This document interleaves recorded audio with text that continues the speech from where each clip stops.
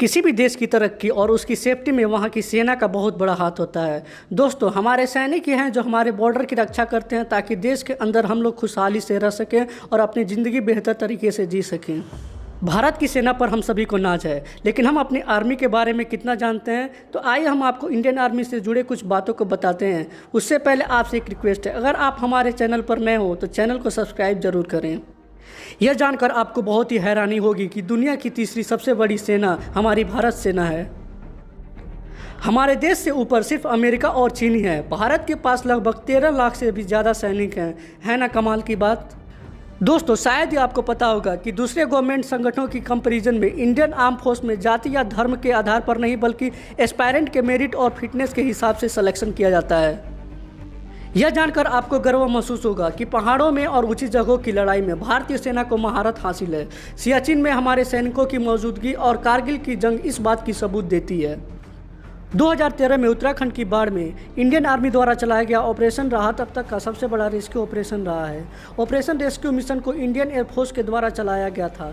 17 जून 2013 को 2000 लोगों को बाढ़ से बाहर निकाला गया था, जो अपने आप में ही एक बहुत बड़ा रिकॉर्ड था। इस ऑपरेशन को Guinness book of world record में भी दर्ज किया गया है। दोस्तों, आपने बॉलीवुड की मशहूर फिल्म बॉर्डर तो जरूर देखे होंगे। दरअसल यह एक रियल घटना थी जो कि भारत और पाकिस्तान के बीच लोंगेवाला की लड़ाई पर आधारित है। दोस्तों, हम आपको बता दें कि लोंगेवाला की लड़ाई में सिर्फ 2 भारतीय सेना के जवान शहीद हुए थे। लोंगेवाली की लड़ाई भारत और पाकिस्तान के बीच दिसंबर 1971 में हुई थी। इस लड़ाई में सिर्फ 120 इंडियन आर्मी के जवानों ने 2000 पाकिस्तानी सेना को घुटने टेकने पर मजबूर कर दिए थे।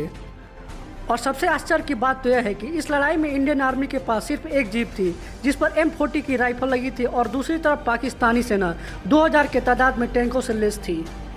19 साल की उम्र में सबसे कम उम्र के भारतीय सैनिक कमल राम को सेकेंड वर्ल्ड वॉर के बाद वीरता के लिए यूनाइटेड किंगडम का सर्वोच्च पुरस्कार विक्टोरिया क्रॉस दिया गया था। भारत और पाकिस्तान के बीच 1971 में हुआ युद्ध उस समय खत्म हो गया जब पाकिस्तान सेना के 93,000 जवानों ने इंडियन आर्मी के सामने सरेंडर कर दिया था। सेकेंड वर्ल्ड वॉर के बाद यह सबसे बड़ा सरेंडर माना गया है जो पाकिस्तानी सेना द्वारा की गई थी।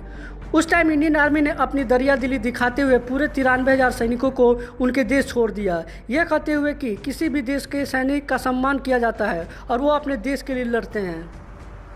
दोस्तों, भारत ने 1970-1990 में 2 बार परमाणु टेस्ट किया था।